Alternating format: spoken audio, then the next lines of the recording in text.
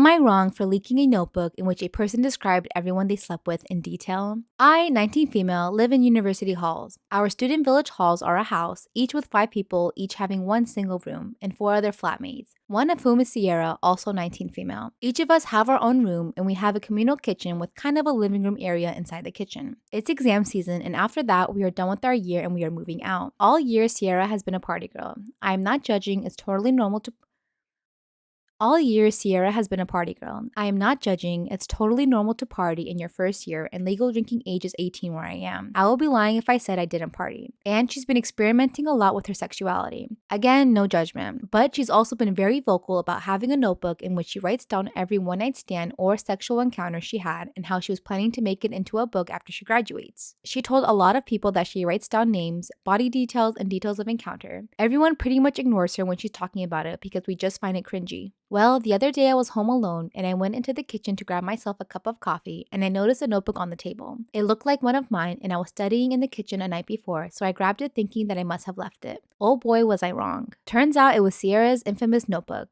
It was a train wreck. I know I should have stopped reading, but I couldn't put it down. It was so much worse than anyone thought. It was details of every encounter with scores and disparaging comments about people she slept with. She was rating their bodies, commenting on their skills, smells, etc. Every single detail about the encounter, comparing them to others, and etc. I took photos of every single page and left the notebook where it was, and I didn't mention it. I edited some photos to remove names and posted it anonymously to a Facebook group we shared with some people. It blew up all over the campus and Sierra got a lot of hate for this. Well, she ended up figuring out who it was that leaked it and she blew up at me, calling me a bunch of names, threatening me with legal action, etc. And she reported me for bullying to university authorities. Now in the aftermath of her figuring it out, I'm still sitting here wondering if I was really the asshole for posting photos of her notebook. So am I wrong for making it public? Am I wrong for sharing my son's teacher's Instagram account with the other parents? My son is 4 and this is his first year in preschool. His teacher is called Mary and she's roughly in her early 30s if that matters. We first met her on Monday when dropping him off and I didn't get the best vibes from her, so I looked her up on social media. She posts provocative photos and is very active politically, going to marches and events and stuff like that.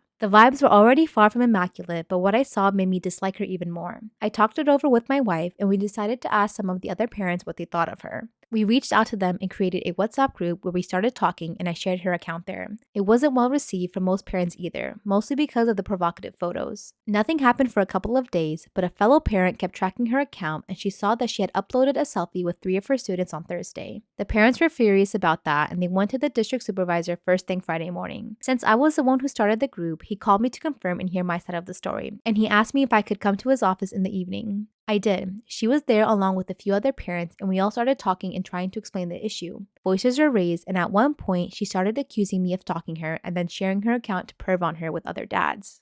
I was like, lady, I was just trying to see what kind of person is going to be teaching my son, but she wasn't having any of it and kept arguing. Things escalated even more and the other parents demanded that she be removed from the class. I didn't outright concur to join with them, but I didn't object either. The supervisor ordered her to take down the photos along with any she had uploaded from her previous students, but he hadn't reached a conclusion. Rumor has it that he's considering placing her in another school because the year just started, but we'll find out Monday, I suppose. Anyways, was I the asshole here? Should I just keep my worries to myself?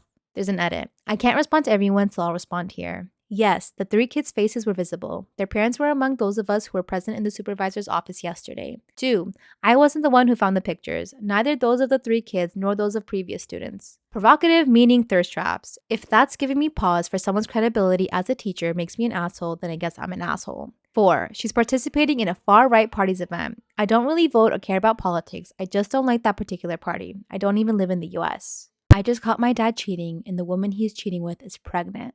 So I, 16 female, decided to go to a local coffee shop and get a drink. When I spotted my dad with this woman, not too big of a deal, they could have been coworkers or something. Then he started brushing her hair out of her face while he was talking and he had a big smile on his face. Definitely something you don't normally do with just a friend or a coworker. So I started recording. Then they kissed, which where I'm from, you definitely don't do with a friend. I also noticed this woman is in her mid to late 20s while my dad is 41.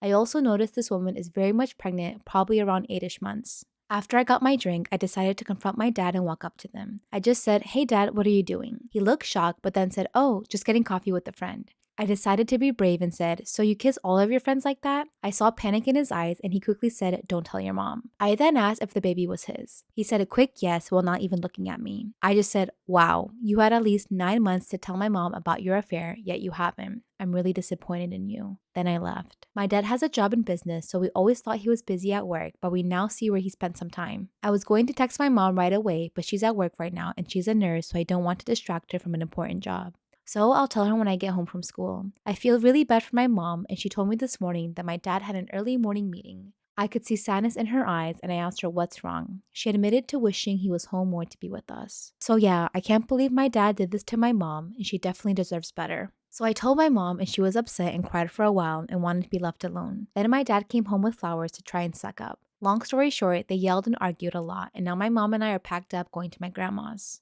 I hate my twin sister because she lied to our family.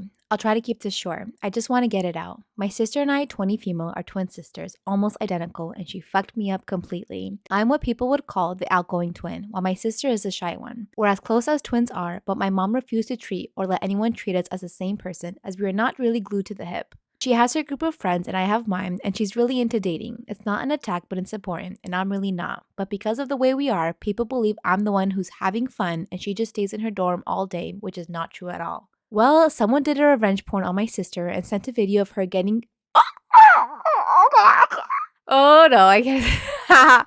Well, someone did a revenge porn on my sister and sent a video of her getting by two guys to our dad, elder brother, and us with a fucked up message. The video wasn't taken directly on her face. You can tell it's one of us, but it's not close enough or HD enough to tell which. So the next day, our parents asked to talk to us. Our elder brother is there too. And I'm like, okay, I'll let her talk since it's clearly not me and not my business. She tells them it's me. She fucking said it was me. I don't know why she lied though. Our parents didn't care at all. Like, they're more concerned about the way I don't know, since the video is hers, felt, and I wanted to proceed. I was stunned. I said it wasn't me, but my parents didn't believe me. They kept saying it was okay and that I was already an adult and that things happen and they won't shame me, that the one to blame are the ones sending the video and not me. My elder brother had to get them out of my face because I was on the verge of tears. I don't know what's worse, my sister lying with no reason or my parents not believing me. They left the room to talk to each other and I could only whisper to my brother that it wasn't me. And he said he believed me. He berated our sister in a low volume and she just sat there crying saying sorry. Things are weird now. My sister said she panicked, and since the one in the video isn't me, I said I won't proceed, and if the video gets out, I'll scream my ass out saying it's not me. I don't even want to talk about how my parents are acting. Am I wrong for leaving my mother-in-law's funeral after my husband lied to me?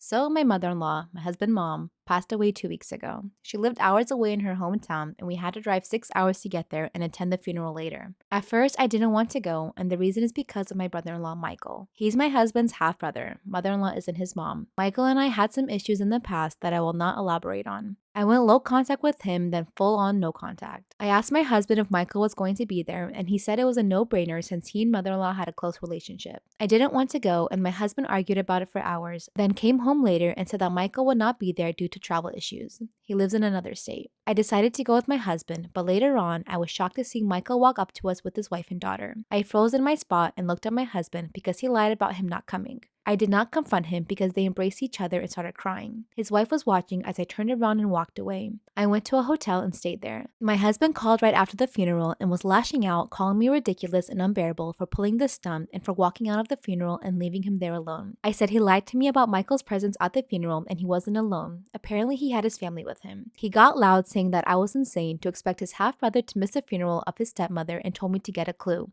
I felt so unset that I started crying when he said that I was useless. I packed and went home, but he further argued that I showed no empathy or support by not only walking out of the funeral, but also going home as well. We argued when he came home, and I explained again how he lied to me, but he kept saying that it was illogical to expect Michael not to show up. He told me that I was stuck up and need to get over myself. So, am I wrong for leaving after I felt uncomfortable by Michael's presence? Edit. It doesn't matter what Michael did and what issues we had. A lot of family were calling me harsh for the no contact, but that's a boundary I put and it should be respected no matter the reason behind it. When Michael first saw me, he looked at his wife and she looked at me like she was watching my reaction. There were kids around and I tried to act as calm as I could. Okay, I did some digging to find out what the reason was that she had this boundary with her brother-in-law, and it's as stupid as you think it is. When her husband's father died, there was a disagreement about who inherits the house. His half-brother got it and her husband didn't want to fight it, but she did. And so that's why she goes no contact with him, because she wanted the house, even though it's not like her place to ask for the house.